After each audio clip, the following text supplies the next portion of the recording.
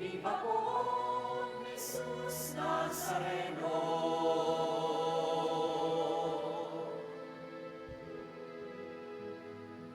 Tayo ngayon ay magtipon at sambahin ang poon.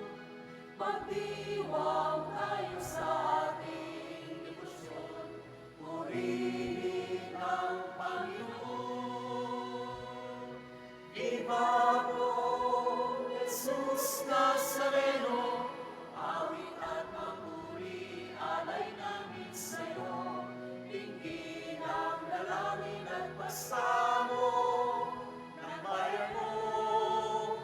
Viva po, Jesus Nazareno.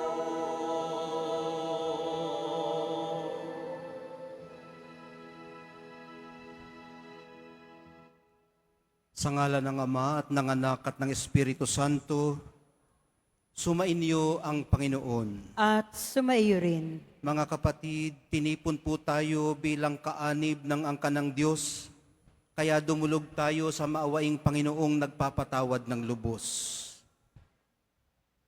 Sinugong tagapagpagaling sa mga nagsisisi, Panginoon, kaawaan mo kami. Panginoon, kaawaan mo kami. Dumating na tagapag-anyayang mga makasalanan ay magsisi. Kristo, kaawaan mo kami. Kristo, kaawaan mo kami. Nakaluklo ka sa kanan ng Diyos Ama para ipamagitan kami. Panginoon, kaawaan mo kami. Panginoon, kaawaan mo kami. Kaawaan tayo ng makapangyarihang Diyos. Patawarin sa ating mga kasalanan at patnubayan sa buhay na walang hanggan. Amen. Manalangin tayo. Ama naming makapangyarihan, pinagbigyan mong ikaw ay mapaglingkuran ni San Antonio Abad na sa disyerto'y namuhay.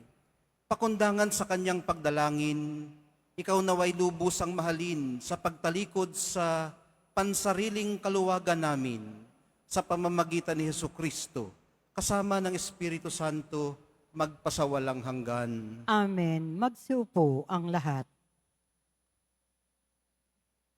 Pagbasa mula sa sulat sa mga Hebreo. Mga kapatid, nananatili ba ang pangako ng Diyos na tayo'y makapapasok at makapamahinga sa piling niya? Ngunit mag-ingat kayo.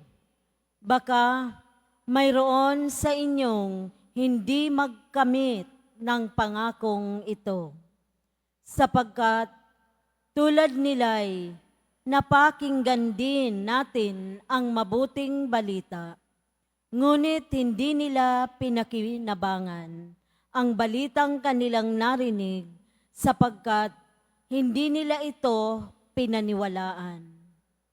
Tayong naniniwala ang papasok at mamamahinga sa piling ng Diyos. Ito'y ayon sa kanyang sinabi. Sa galit ko'y aking isinumpang, hindi sila makapapasok at makapamamahinga sa piling ko. Sinabi niya ito, bagamat tapos na ang kanyang pagkalikha sa sanlibutan, sapagkat sinasabi sa isang bahagi ng kasulatan ang tungkol sa ikapitong araw. At sa ikapitong araw, nagpahinga ang Diyos sa kanyang paglikha. At muli pang sinabi, hindi sila makapapasok at makapamamahinga sa piling ko. Kaya't magsikap tayong makapasok at makapamamahinga sa piling ng Diyos. Huwag sumuway ang sinuman sa atin para hindi mabigong tulad nila. Ang salita ng Diyos. Salamat sa Diyos.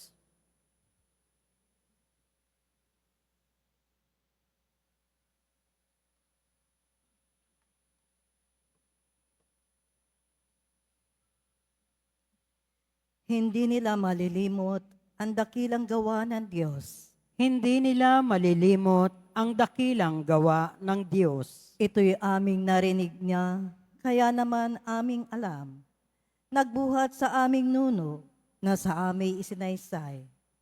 Totoong kahanga-hanga ang tinutukoy na bagay, mga ginawan dakila ng Panginoong may kapal. Hindi nila malilimot ang dakilang gawa ng Diyos. Sa lahat ng lahi nila, ito'y dapat na iaral, at ang angkan susunod pa ay marapat na maturuan. Sa ginito masusunod nilang lagi yaong utos, ang matatag na pag-asay ilalagak nila sa Diyos, at ang dakila niyang gawain hindi nila malilimot. Hindi nila malilimot ang dakilang gawa ng Diyos. Sa kanilang mga nuno, hindi dapat na pumaris, na matigas ang damdamin, sa Diyos ay naghimagsik. Isanla hindi marunong magtiwala at magtiis. Ang pag-asa ay marupok, at kulang ang pananalig. Hindi nila malilimot ang dakilang gawa ng Diyos. Magsitayo po ang lahat.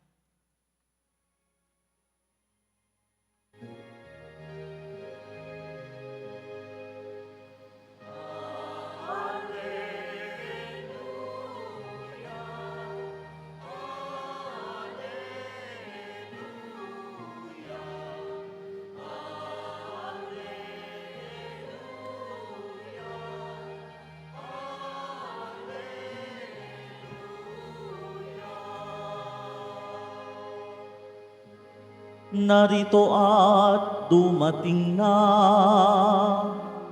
isang dakilang propeta, sugo ng Diyos sa bayan niya.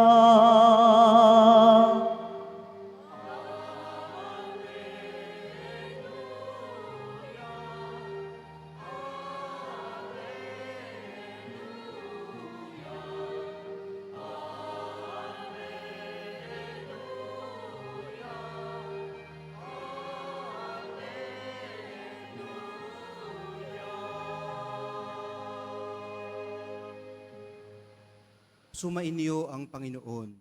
At sumaiyo rin. Ang mabuting balita ng Panginoon ayon kay San Marcos. Papuri sa iyo, Panginoon. Nung panahong yun, bumalik si Jesus sa Capernaum at kumalat ang balitang siya'y nasa kanyang tahanan. Kaya't nagkatipon ang napakaraming tao. Ano pat wala nang matayuan kahit sa labas ng pintuan. Samantalang nangangaral si Jesus, may idinating na isang paralitikong dala ng 4 katao. Hindi nila ito mailapit kay Jesus dahil sa dami ng tao. Kaya't binakbak nila ang bubong sa tapat niya at inihugos ang paralitikong nakaratay sa kanyang higaan. Nang makita ni Jesus kung gaano kalaki ang kanilang pananalig, sinabi niya sa paralitiko, "Anak, ipinatatawad na ang mga kasalanan mo." May nakaupo roong ilang eskriba na nagsaloob ng ganito. Bakit nagsasalita ng ganito ang taong ito? Kalapastanganan sa Diyos iyan. Hindi ba't Diyos lamang ang makapagpapatawad ng mga kasalanan? Talos ni Jesus ang kanilang iniisip, kaya't sinabi niya, "Bakit kayo nagsasaloob ng ganyan? Alin ba ang lalong madali? Ang sabihin sa paralitiko, ipinatatawad na ang mga kasalanan mo, o ang sabihing tumindig ka, dalhin mo ang iyong higaan at lumakad ka? Patutunayan ko sa inyo na dito sa lupa, ang anak ng tao ay may kapangyarihang magpatawad ng mga kasalanan." Sinabi niya sa paralitiko, "Tumindig ka, dalhin mo ang iyong higaan at umuwi ka." Tumindig naman ang paralitiko, binuhat ang kanyang higaan at umalis na nakikita ng lahat. Sila'y pawang ng gilalas at nagpuri sa Diyos. "Hindi pa kami nakakakita ng ganito," sabi nila. ang mabuting balita ng ating kaligtasan. Pinupuri ka namin, Panginoong Heso Kristo, magsiupo ang lahat. Kamanhiran po o katigasan ng damdamin ang ina-address sa atin ng mga pagbasa ngayon. Mahirap maniwala ang may matigas na damdamin. Yan ho ang common sa mga bigo sa maraming bagay.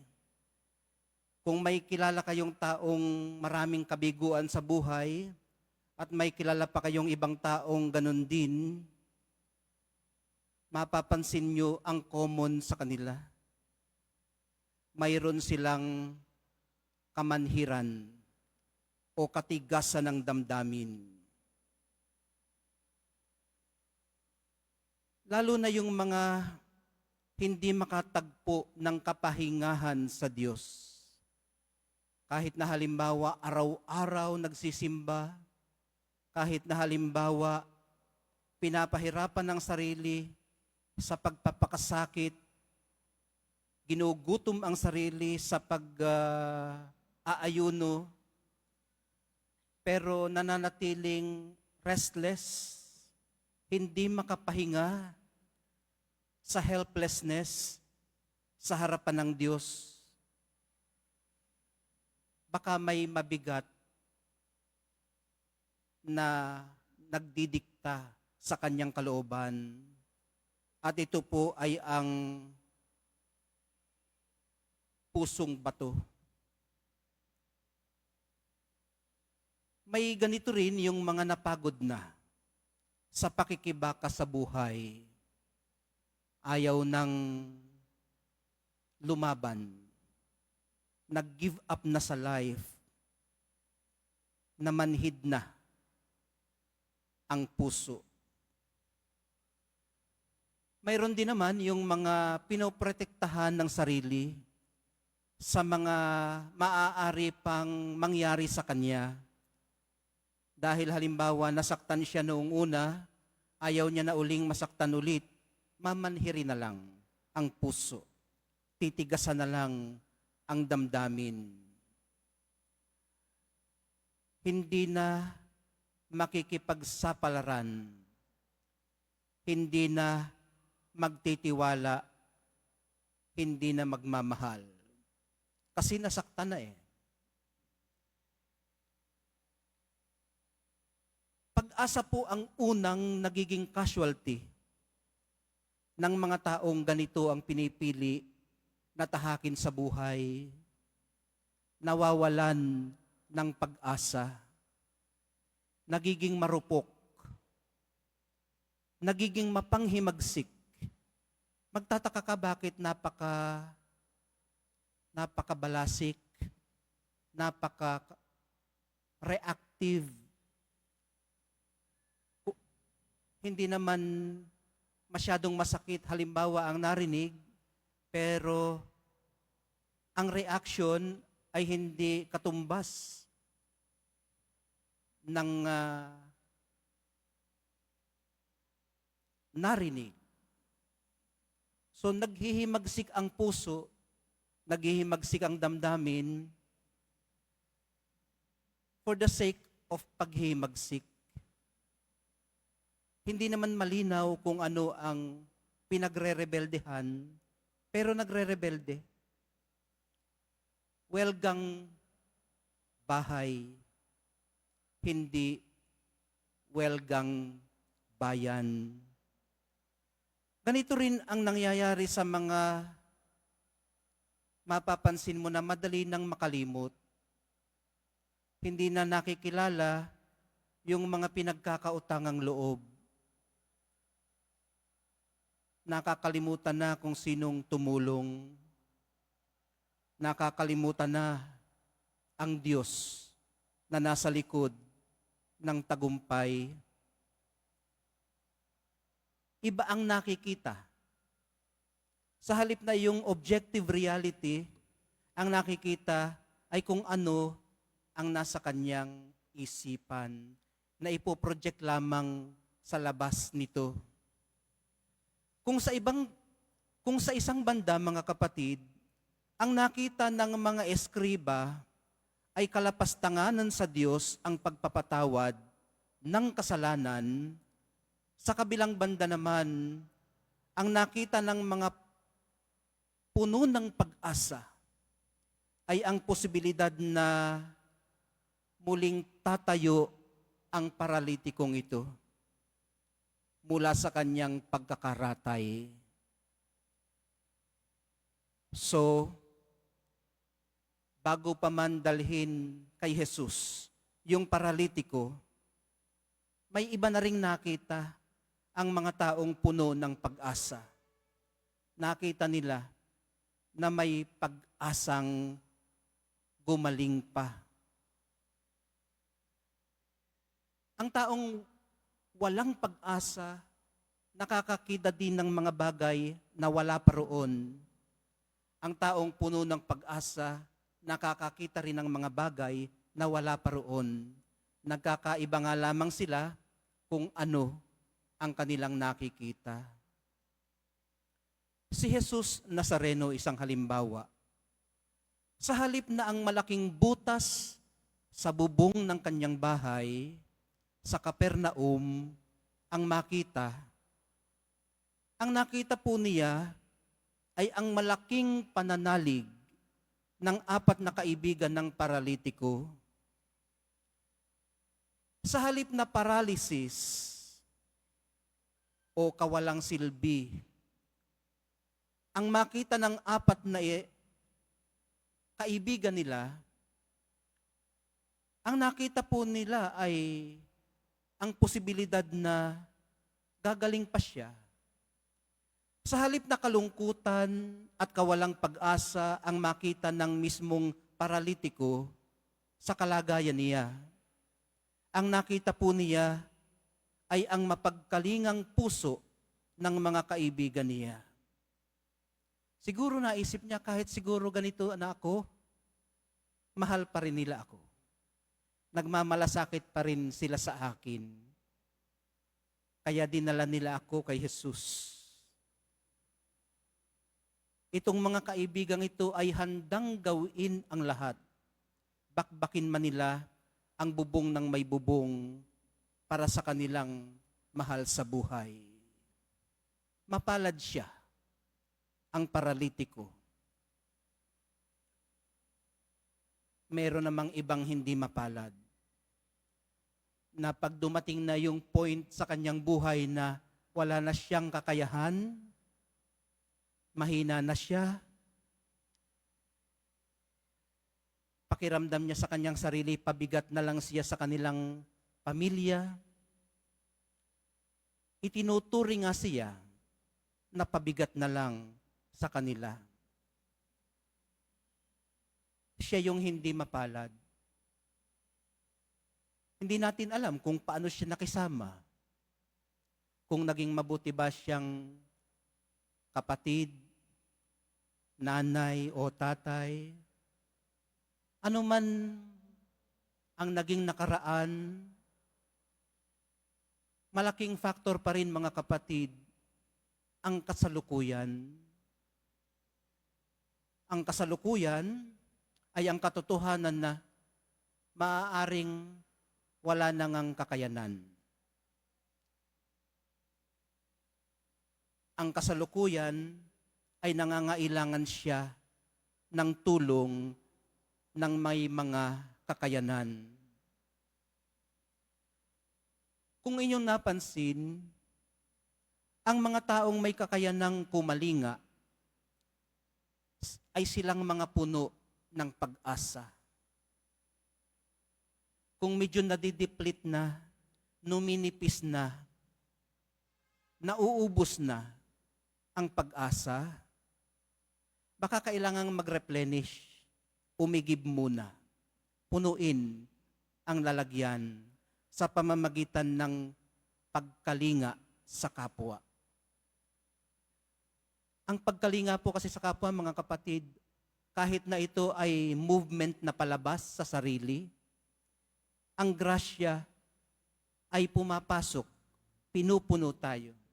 Kasi pag may inilalabas tayo, pagmamahal, pagkalinga sa kapwa, concern, o kaya ay pagsusulong sa kanyang karapatan, nabibigyan natin ng space o ng puwang ang biyaya sa ating kalooban. At ito po ang inuupuan o behikulo ng pag-asa na siya rin namang nagbibigay sa atin ng lakas. Sa mga taong may pag-asa, mga kapatid, ang imposible ay nagiging posible. Ang hindi ay nagiging oo. Ang wala ay nagiging meron. Ganito rin po ang attitude ng mga deboto. Ganito po ang attitude ng mga tunay na debotong puno ng pag-asa. Mahal na poong Jesus Nazareno, nasa inyo po ang aming pag-asa.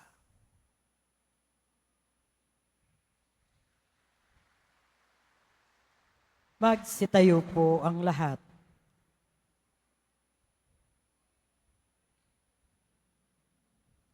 Minamahal kong mga kapatid, puno ng tiwala at pag-asa tulad ng mga kaibigan ng paralitiko, ilapit po natin sa Panginoon ang mga pangangailangan at mga hinaing at malasakit ng ating simbahan at sambayanan. Sa bawat paglapit ang atin pong dalangin, Ama, buhayin mo kaming muli. Ama, buhayin mo kaming muli. Ang simbahan naway gabayan ng Espiritu Santo sa kanyang pagsasagawa ng misyon ni Kristo na ipahayag ang kapatawaran ng mga kasalanan sa lahat ng mga naghahangad ng awa ng Diyos. Manalangin tayo. Ama, buhayin mo kaming muli. Ang kapayapaan sa puso ng mga lalaki at mga babae naway itaguyod nating lahat sa pamamagitan ng ating pagiging handang magpatawad at kalimutan ang mga nagawang pagkakamali. Manalangin tayo. Ama, buhayin mo kaming muli. Tayong lahat, naway maging handang dalhin si Kristo, lalo na sa mga taong nawasak ang buhay ng mapait na karanasan. Manalangin tayo. Ama, buhayin mo kaming muli. Ang mga may sakit at mga may kapansanan, naway patuloy na umasa at magtiwala sa Diyos na walang hinangad, kundi kagalingan at ang pagiging buo ng bawat isa. Manalangin tayo. Ama, buhayin mo kaming muli. Sa ilang sandali ng katahimikan, ating ipanalangin ang iba pang mga pangangailangan ng ating pamayanan. Gayon din, ang mga intensyon na inialay sa ating misa sa araw na ito at isama rin natin ang ating mga pansariling kahilingan. Manalangin tayo. Ama, buhayin mo kaming muli. Ama naming nasa langit, pinasasalamatan ka namin sa kapatawarang ibinibigay mo sa amin. Kami rin nawa ay makapagpatawad sa aming kapwa, makapagmahal at kumalinga. Hinihiling namin ito sa pamamagitan ni Kristong aming Panginoon. Amen. Magsiupo ang lahat.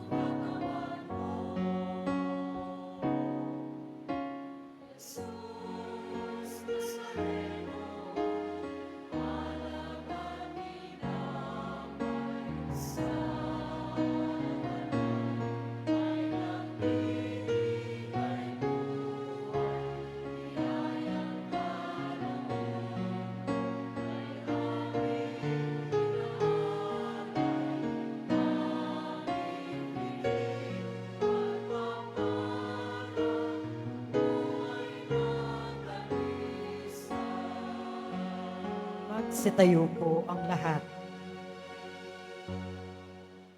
Halina't manalangin mga kapatid upang itong ating paghahain ay kalugdan ng Diyos amang makapangyarihan. Tanggapin nawa ng Panginoon itong paghahain sa iyong mga kamay, sa kapurihan niya at karangalan sa ating kapakinabangan at sa buong sambayanan niyang banal. Ama naming lumikha, kalugdan mo ang alay ngayong si San Antonio'y aming ginugunita. Huwag nawa kaming mahadlangan ng anumang makalupa sa pagkamit namin ng kayamanang pinakadakila na tanging ikaw lamang sa pamamagitan ni Hesukristo, kasama ng Espiritu Santo, magpasawalang hanggan. Amen. Sumainyo ang Panginoon. At sumaiyo rin, Itaas sa Diyos ang inyong puso at diwa. itinaas na namin sa Panginoon. Pasalamatan natin ang Panginoong ating Diyos. Marapat na siya ay pasalamatan. Ama naming makapangyarihan, tunay ngang marapat na ikaw ay aming pasalamatan. Ikaw ay nagniningning sa piling ng mga banal na ikinararangal mo sa kanilang kabutihan. Ibinibigay mo silang huwara namin araw-araw at katuwang sa pagsamba sa iyong kamahalan. Sa pamamagitan ng anak mong si Hesukristo, kami naliligid ng mga banal na tao. Sila'y mga saksi na ang pananalig sa iyo ay magaganap naming sa ikararangal mo.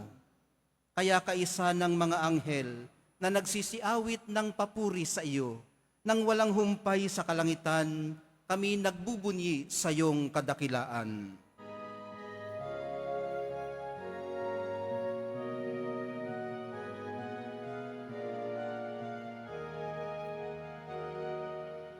Santo, Santo, Santo,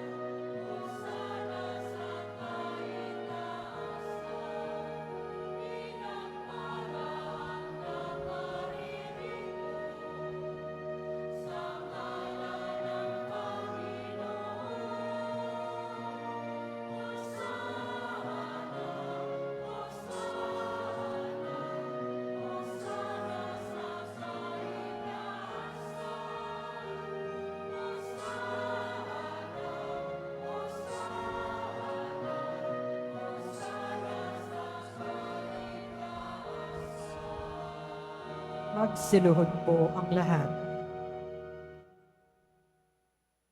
Ama naming banal, ikaw ang bukal ng lahat ng kabanalan, kaya't sa pamamagitan ng iyong Espiritu, gawin mong banal ang mga kaloob na ito, upang para sa amin maging katawan at dugo ng aming Panginoong Hesukristo. Bago niya pinagtiis ang kusang loob na maging handog, hinawakan niya ang tinapay, pinasalamatan kaniya, pinaghati-hati niya iyon, iniabot sa kanyang mga alagad at sinabi, "Tanggapin ninyong lahat ito at kanin, ito ang aking katawan na ihahandog para sa inyo."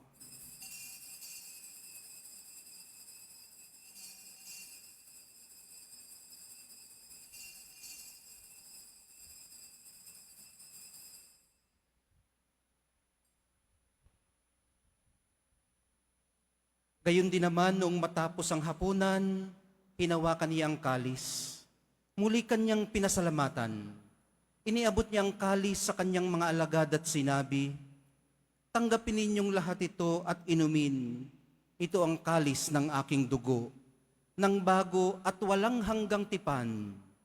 Ang aking dugo na ibubuhos para sa inyo at para sa lahat, sa ikapagpapatawad ng mga kasalanan. Gawin ninyo ito sa pag-alaala sa akin."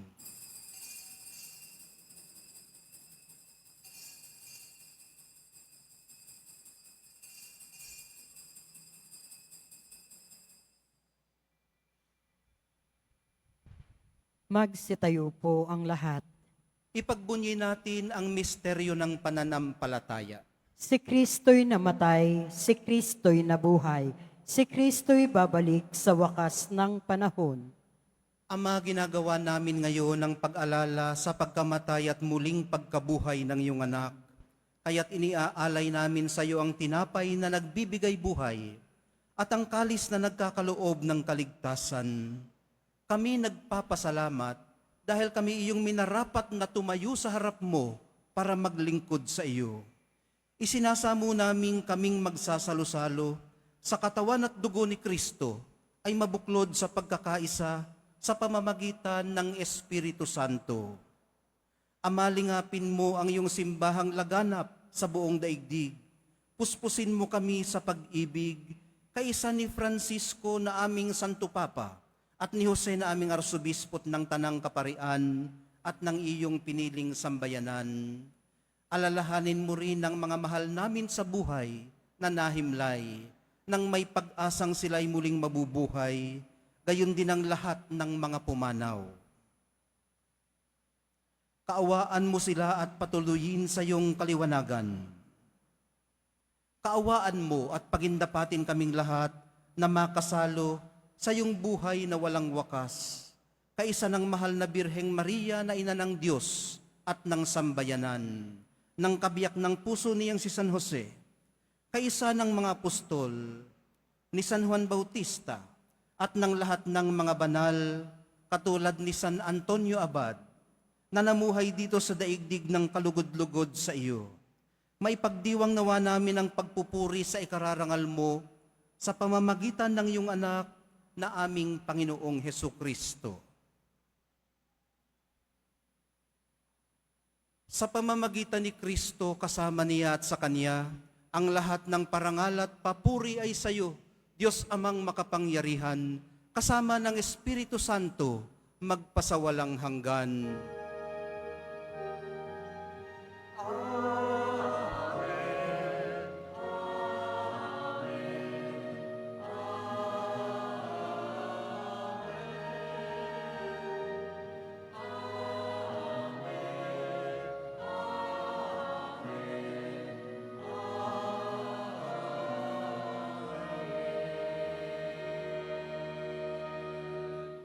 Itinuring po tayo ni Jesus Nazareno na hindi na iba sa Kanya, kundi sarili niyang mga kaibig at mga kapatid. Kaya po may lakas ng loob tayong tawagin ang Kanyang Ama na atin ding Ama. Ama namin, Sumasalangit ka, sambahin ang ngalan mo, mapasa amin ang kaharian mo, sundin ang loob mo dito sa lupa para nang sa langit. Bigyan mo kami ngayon ng aming kakanin sa araw-araw at patawarin mo kami sa aming mga sala para ng pagpapatawad namin sa nagkakasala sa amin. At huwag mo kaming ipahintulot sa tukso at iadya mo kami sa lahat ng masama. Hinihiling po namin kami iadya sa lahat ng masama, pagkalooban ng kapayapaan araw-araw, iligtas sa kasalanan, at ilayo sa lahat ng kapahamakan, samantalang aming pinananabikan ang dakilang araw ng pagpapahayag ng tagapagligtas naming si Hesukristo. Sapagkat iyo ang kaharian at ang kapangyarihan at ang kapurihan magpakailanman. Amen. Panginoong Hesukristo, sinabi mo sa iyong mga apostol, kapayapaan ang iniiwan ko sa inyo, ang aking kapayapaan ang ibinibigay ko sa inyo. Tunghayan mo ang aming pananampalataya at huwag ang aming pagkakasala. Pagkalooban mo kami ng kapayapaan at pagkakaisa ayon sa iyong kalooban, kasama ng Espiritu Santo, magpasawalang hanggan. Amen. Ang kapayapaan ng Panginoon ay laging sumainyo. At sumaiyo rin. Magbigayan po kayo ng kapayapaan sa isa't isa.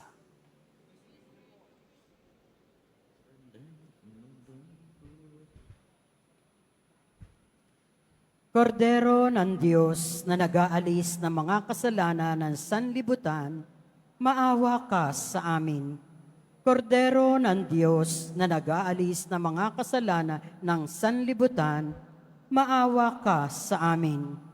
Kordero ng Diyos na nag-aalis ng mga kasalanan ng sanlibutan, ipagkaloob mo sa amin ang kapayapaan. Magsiluhod po ang lahat. Ito ang kordero ng Diyos. Ito ang nag-aalis ng kasalanan ng sanlibutan. Mapapalad ang mga inaanyayahan sa piging ng kordero. Panginoon, hindi ako karapat-dapat na magpatuloy sa iyo, ngunit sa isang salita mo lamang ay gagaling na ako. May the body and blood of Christ bring us to everlasting life.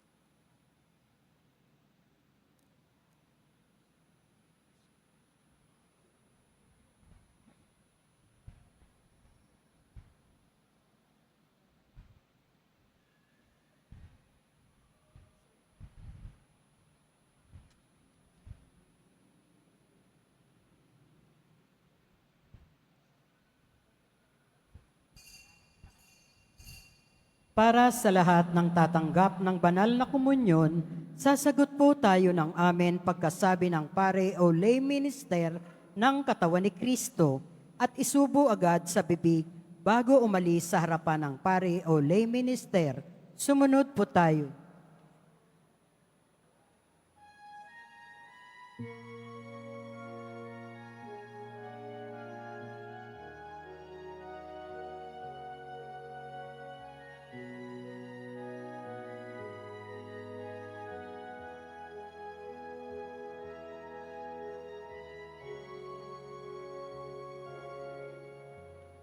Poong Jesus, Messiah, salamat po sa pag-ibig mo. Ang buhay mo'y inialay, sa krus ay namatay, upang kami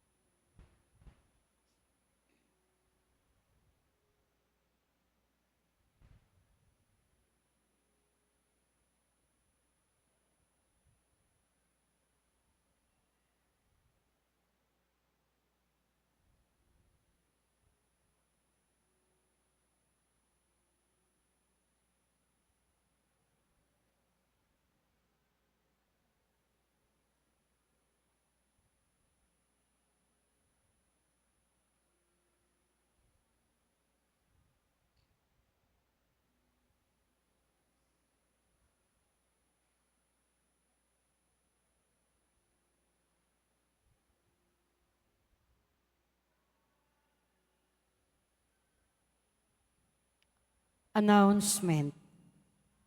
Muling ibinabalik ng Quiapo Church ang Iloilo Pilgrimage Batch 2 sa darating na ika-18 hanggang ika-20 ng Pebrero.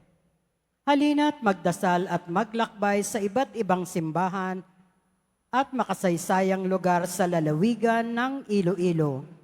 Ang mga flyers ay available sa ating information card, katabi ng ating finance office. Maaari din kayong tumawag sa numerong 0927-819-5959 para sa karagdagang impormasyon. Ito po ay limited slots only. Mga kadeboto, mabibili pa rin po sa ating Paris Finance Office ang Nazareno Images, Nazareno Medallion, at Nazareno Novena and Prayers Booklet in English or Tagalog. Pagkatapos ng misa, wiwisikan po ang lahat ng banal na tubig. Pinakikiusapan ang lahat na manatili lamang muna sa inyong mga lugar. Tanging sa Quezon Boulevard o Plaza San Juan lamang ang labasan ng lahat. Sumunod po tayo. Maraming salamat po sa inyong pagdalaw at pagsisimba sa Basilica Minor at Pambansang Dambana ni Jesus Nazareno. Magsiluhod po ang lahat at dadasalin natin ang panalangin sa mahal na poong Jesus Nazareno. Mahal na poong Jesus Nazareno, banal ang iyong pangalan, dinadakila at pinasasalamatan ka namin, nagpakababa ka at sumunod sa kalooban ng Ama. Pinasan mo ang krus at nag-alay ng buhay para sa aming kaligtasan. Tanggapin mo ang aming dasal at sakripisyo. Itulot mo na kaming sumasamo ng buong katapatan at pagmamahal, magbahagi ng mabuting balita, magsisi at itakwil ang kasalanan at masama, at maghatid ng awa at kapayapaan sa aming kapwa. Ipinagkakatiwala namin sa iyo ang lahat-lahat sa amin. Ipinapanalangin namin ang mga nangangailangan ng iyong tulong. Ipinapaubayan namin sa iyo ang aming mga kahilingan.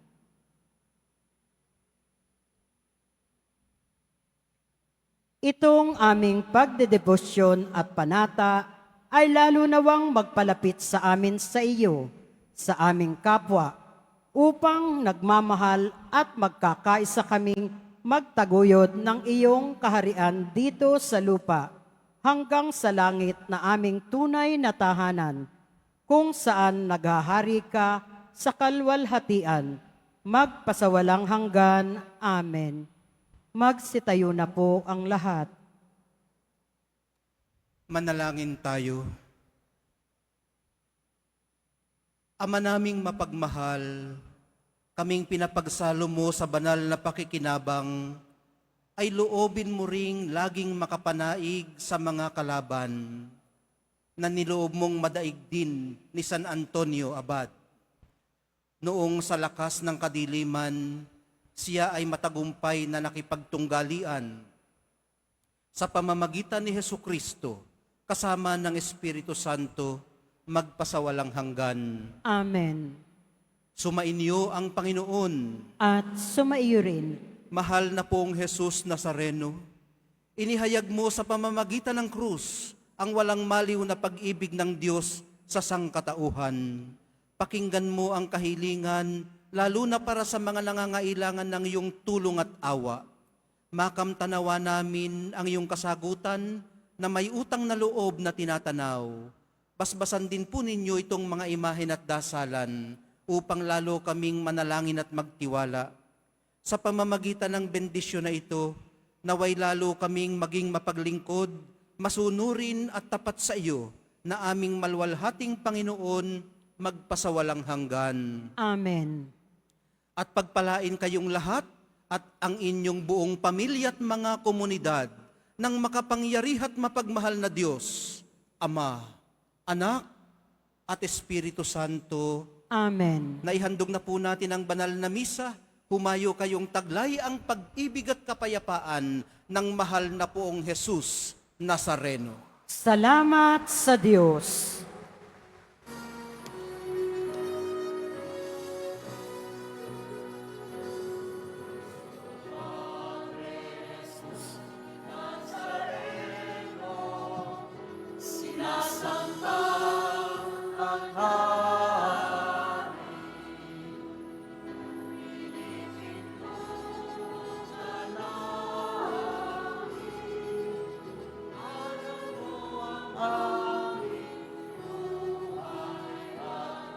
Kaligtasan